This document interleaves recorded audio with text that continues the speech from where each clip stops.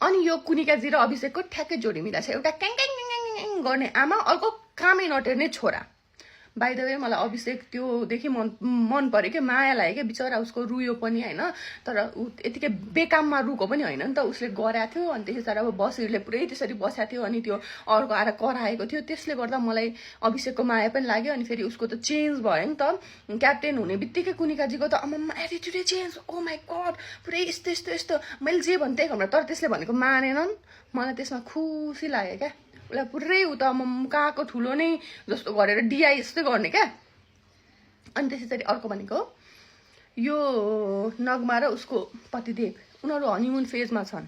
उनीहरूलाई मतलब छैन कसैको उनीहरू दुईजना सँगै बसेर कुरा गरिरहेका हुन्छन् क्या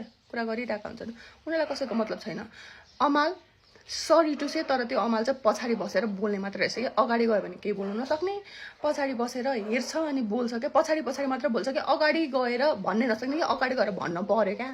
अगाडि गएर भन्न सक्यो भने मात्रै हुन्छ पछाडि बसेर त जसले जे पनि भनिहाल्छ नि होइन अनि अर्को भनेको जिसान मलाई खोइ जिसान मन पर्नु थाल्यो क्या जिसान राम्रो लाग्न थाल्यो अनि अर्को चाहिँ नेहाल यो नचाहिने कुरामा नि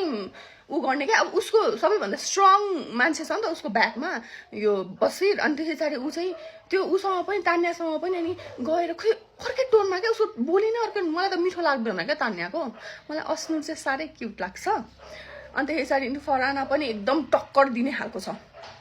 सो गाइज अहिलेसम्म हेर्दाखेरि चाहिँ मलाई मन परिरहेको भनेको जिके जिसान पनि मन पर्न थाल्यो अभिषेकको माया लाग्यो अस्नुर एकदम क्युट छ अनि त्यसमा फराना पनि एकदम टक्कर दिने किन भन्दा यस्तो पनि हुन्छ क्या कहिलेकाहीँ जो चाहिँ